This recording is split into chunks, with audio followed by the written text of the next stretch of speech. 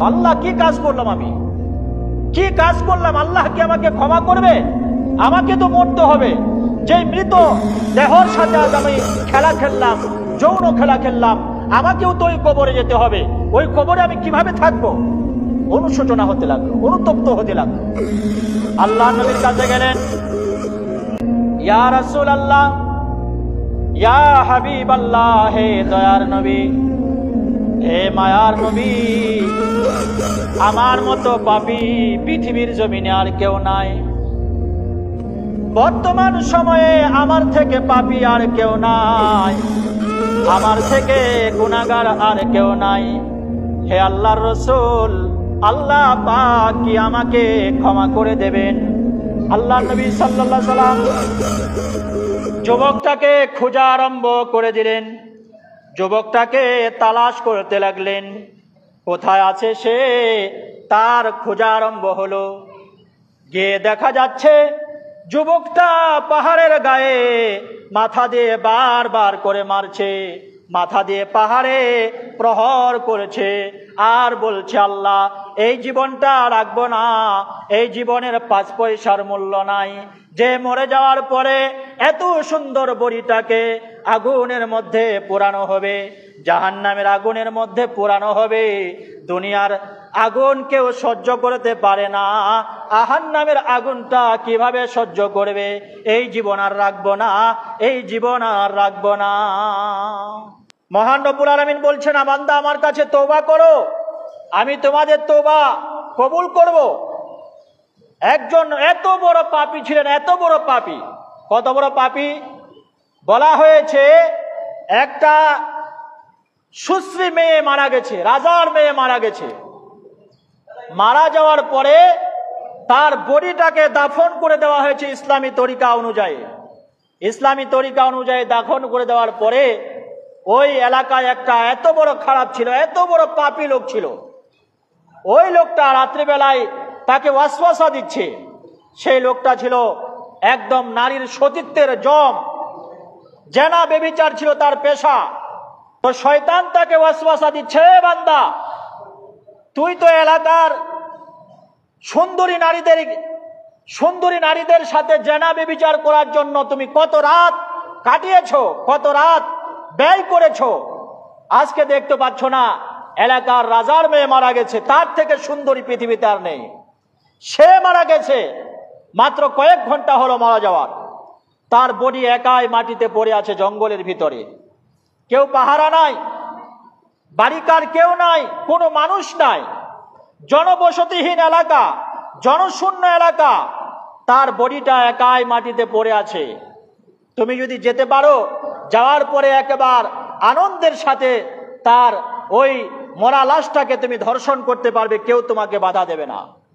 তার থেকে সুন্দরী পৃথিবীতে আর নেই। ওই যুবকটা কি করলো? ওই যুবকটা বিছানা ত্যাগ করে চলে গেল। যাওয়ার পরে ওই মৃত লাশটার সাথে জেনা করলো, মৃত বডিটার সাথে জেনা করলো। কত বড় গুনাহ, কত বড় পাপ! জেনা করা এমনিই পাপ। আল্লাহ পাক বলছেন, তোমরা জেনা করো না, জেনার কাছেও যেও না। জেনা করলে গুনাহে কবিরা, আর গুনাহের কবিরার গুনাহ আমি আল্লাহ মাফ করব না। ওই লোকটা মৃত বডির সাথে জেনা করলো। জেনা করার পরে লোকটার অনুশোচনা হতে লাগলো, তার অনুশোচনা হতে লাগলো, অনুতপ্ত হতে লাগলো। আল্লাহ কি কাজ করলাম, আমি কি কাজ করলাম? আল্লাহ কি আমাকে ক্ষমা করবে? আমাকে তো মরতে হবে। যে মৃত দেহর সাথে আজ আমি খেলা খেললাম, যৌন খেলা খেললাম, আমাকেও তো ওই কবরে যেতে হবে। ওই কবরে আমি কিভাবে থাকবো? অনুশোচনা হতে লাগলো, অনুতপ্ত হতে লাগলো।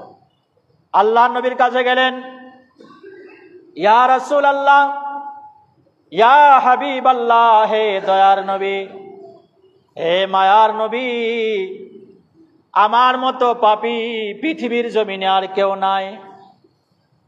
বর্তমান সময়ে আমার থেকে পাপী আর কেউ নাই, আমার থেকে গুনাহগার আর কেউ নাই। হে আল্লাহর রাসূল, আল্লাহ পাক কি আমাকে ক্ষমা করে দেবেন?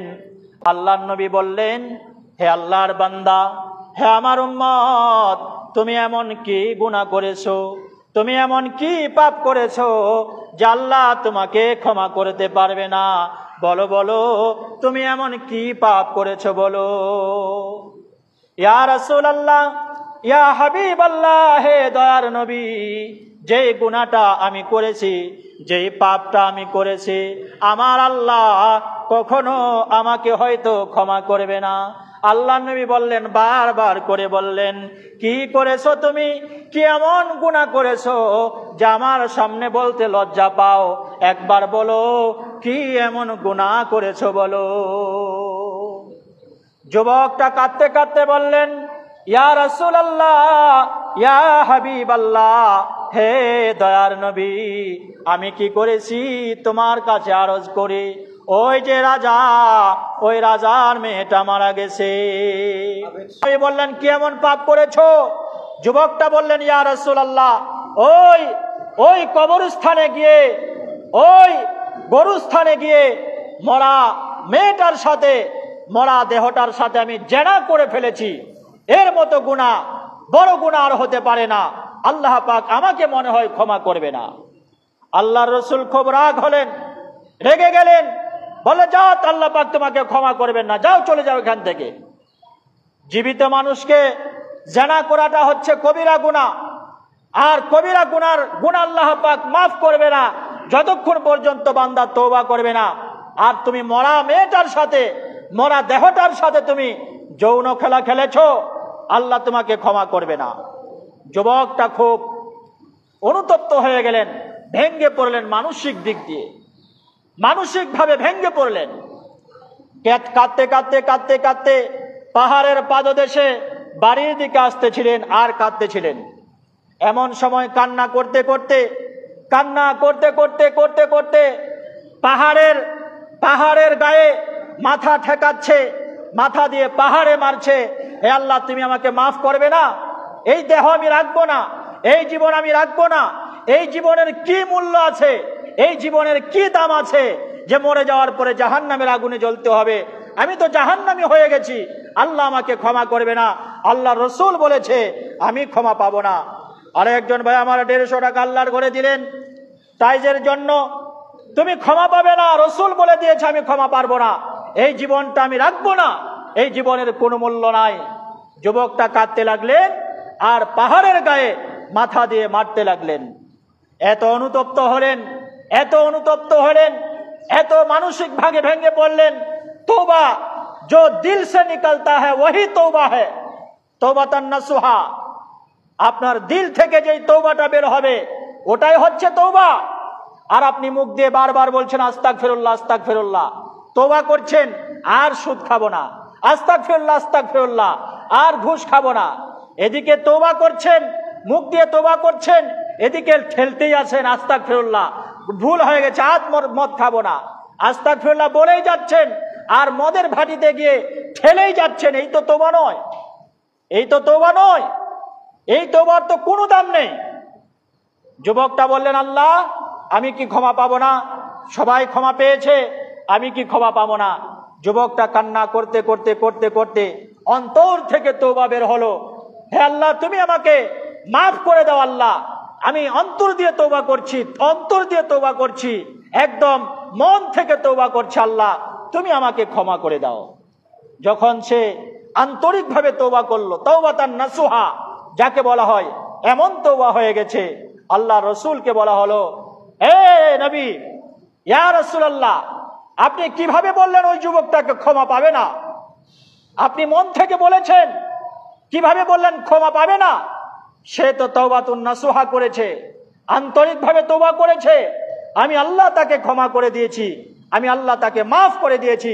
যাও তুমি ডেকে তাকে বলে দাও যে সে ক্ষমা পেয়ে গেছে। কত বড় গুনাহ ছিল তার, কত বড় গুনাহ ছিল তার। আমাদের থেকে 1000 গুণা বেশি গুনাহ, বড় গুনাহ ছিল তার। আল্লাহ নবী সাল্লাল্লাহু আলাইহি সাল্লাম যুবকটাকে খোঁজা আরম্ভ করে দিলেন, যুবকটাকে তালাশ করতে লাগলেন, কোথায় আছে সে, তার খোঁজা আরম্ভ হলো। গিয়ে দেখা যাচ্ছে যুবকটা পাহাড়ের গায়ে মাথা দিয়ে বারবার করে মারছে, মাথা দিয়ে পাহাড়ে প্রহর করেছে আর বলছে, আল্লাহ এই জীবনটা রাখবো না, এই জীবনের 5 পয়সার মূল্য নাই। যে মরে যাওয়ার পরে এত সুন্দর বড়িটাকে আগুনের মধ্যে পোড়ানো হবে, জাহান্নামের আগুনের মধ্যে পোড়ানো হবে। দুনিয়ার আগুন কেউ সহ্য করতে পারে না, জাহান্নামের আগুনটা কিভাবে সহ্য করবে? এই জীবন আর রাখবো না, এই জীবন আর রাখবো না। পিছন থেকে তার কাঁধে যখন হাত দেওয়া হলো, যুবকটা চমকে উঠলো, হায় রে আল্লাহ, এমন সময় কে আমার কাছে আসলো? ওই যুবকটাকে ডেকে বলা হলো, ও যুবক, আর কান্না করো না, আর কান্না করো না, পাহাড়ের গায়ে আর মেরো না, আর আঘাত করো না। মহান রব্বুল আলামিন তিনি তো গফুরুর রহিম। মহান রব্বুল আলামিন, তার কাছে রহমতের কোনো সীমা নাই, তার দয়ার কোনো সীমা নাই। মহান রব্বুল আলামিনের কাছে তুমি যখন তওবা করেছো, মন দিয়ে তওবা করেছো, তওবাতান নাসুহা করেছো, মহান রব্বুল আলামিন তোমাকে ক্ষমা করে দিয়েছে, তোমাকে মাফ করে দিয়েছে। তাই আজ আমাদের হাতের দ্বারাই, আমাদের জবানের দ্বারাই, আমাদের কর্মের দ্বারাই অহরহ গুনাহ হয়ে যাচ্ছে। গুনাহে সাগিরা, গুনাহে কাবিরা, কোনো গুনাহ আমাদের দ্বারাই কমি নাই। আমাদের প্রত্যেকের কর্তব্য হলো আল্লাহর কাছে মাফ চাওয়া, আল্লাহর কাছে দণ্ডায়মান হওয়া, আল্লাহর মসজিদে আসা, আল্লাহর সামনে দণ্ডায়মান হয়ে আল্লাহকে সাজদা করে আল্লাহর কাছে তওবা করা, আল্লাহ আমার দ্বারা এই গুনাহটা হয়ে গেছে, হে আল্লাহ তুমি আমাকে মাফ করে দাও। এইভাবে আমাদের প্রত্যেকের কর্তব্য। আল্লাহ সুবহানাহু ওয়া তাআলা আমাদেরকে 5 ওয়াক্ত নামাজ কায়েম করার এবং নিজের গুনাহ খাতা থেকে তওবায়ে নাসুহা করার তৌফিক দান করুন। আমিন ওয়া আখিরু দাওয়ানা আনিল হামদুলিল্লাহি রাব্বিল আলামিন।